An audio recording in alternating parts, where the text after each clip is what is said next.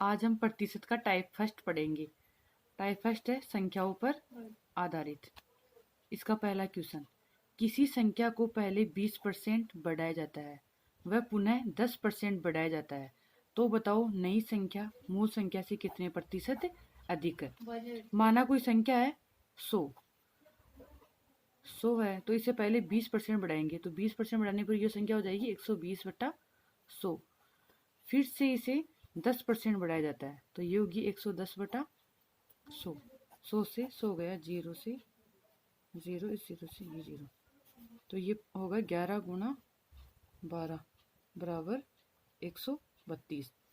अब हमें नई संख्या प्राप्त हो गई, नई संख्या 132। पहले थी हमारे पास 100, अब है 132। तो बताओ नई संख्या मूल संख्या से कितने प्रतिशत अधिक है, कितने प्रतिशत अधिक है। तो पहले 100 थी, अब हो गई 132, तो ये है 32% अधिक। 32% कैसे आया, जैसे ये 32 अधिक है इसमें, तो ये जगह 32 कौन सी संख्या से, पहले वाली संख्या से, 100 गुणा 100, तो ये हो जाएगा 32%।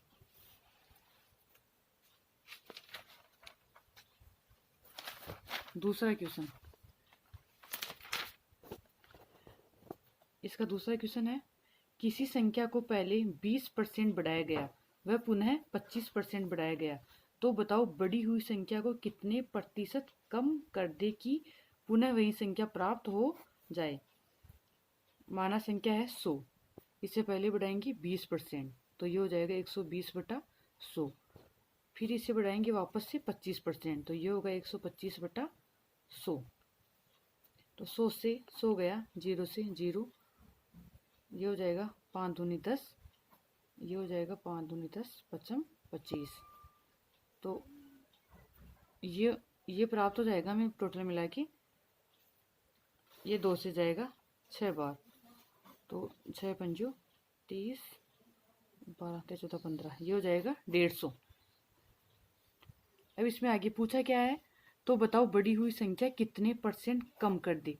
पहले हमारे पास संख्या 100 थी, अब बढ़ के हो गई 150, यानी कि 50 बढ़ी है। अब इस बढ़ी हुई संख्या को कितने प्रतिशत कम करे कि हमें वापस से वही संख्या प्राप्त हो जाए। तो बढ़ी कितनी है, 50,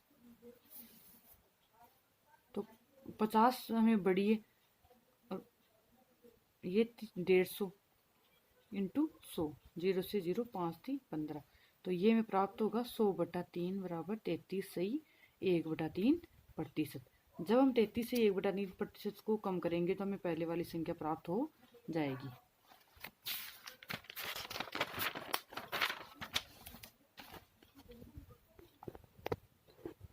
अब है प्रतिशत का दूसरा टाइप, खर्च पर आधारित। एक व्यक्ति अपनी आय का 60% खर्च करता है।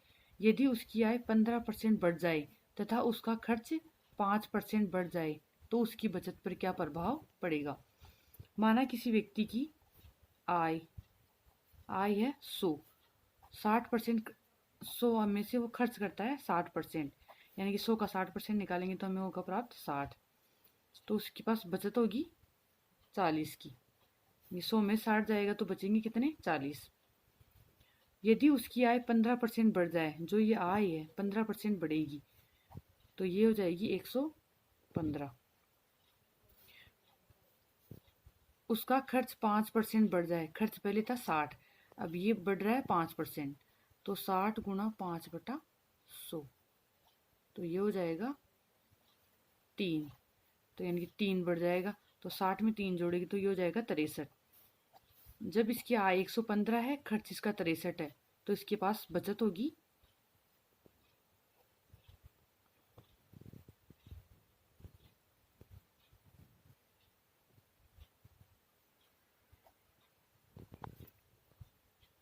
52। उसकी बचत पर क्या प्रभाव पड़ेगा, इसने पूछा है कि बचत पर क्या प्रभाव पड़ेगा। पहले उसकी बचत थी 40 और बाद में हुई इसकी बचत 52, तो इनमें कितने का अंतर आया, 12 का। तो क्या हुआ, बढ़ती हुई है, पहले तो 40 थी, 40 से बढ़कर 52 हो गई बचत, तो बचत में क्या हुई है, वृद्धि हुई है। तो वृद्धि कितने की हुई है, 12 की। तो ये हो जाएगा 12 बटा पहले कितनी थी 40 इंटू 100, ये हो जाएगा 30%। तो इसकी बचत में 30% की वृद्धि हुई, ये होगा हमारा आंसर। अगला क्वेश्चन है, एक व्यक्ति अपनी आय का 70% खर्च कर देता है। यदि उसकी आय 24% बढ़ जाए तथा उसका खर्च 15% बढ़ जाए तो उसकी बचत पर क्या प्रभाव पड़ेगा। वही ये भी वैसे ही होगा। इसकी आय मान लिए 100, कितना खर्च करता है 70%, तो ये खर्च हो जाएगा 70, बचत होगी इसकी 30। यदि उसकी आय 24% बढ़ जाए, 24% बढ़ेगी तो ये हो जाएगी 124, उसका खर्च 15% बढ़ जाए तो पहले खर्च था 70, कितना बढ़ेगा 15%, तो ये होगा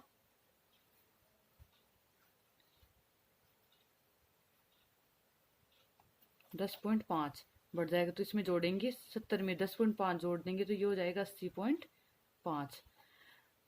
अब आय ये हो गई, ये इसका खर्च हो गया, तो इसमें बचत होगी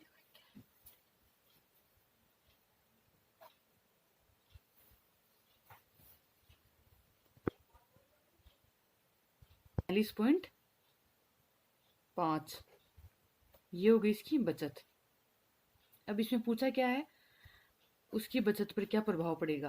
पहले थी बचत 30, अब हो गई 43.5, इसमें बचत वृद्धि हुई है। 30 से 43.5 बढ़े तो ये हो गई 13.5 की वृद्धि हुई इसमें।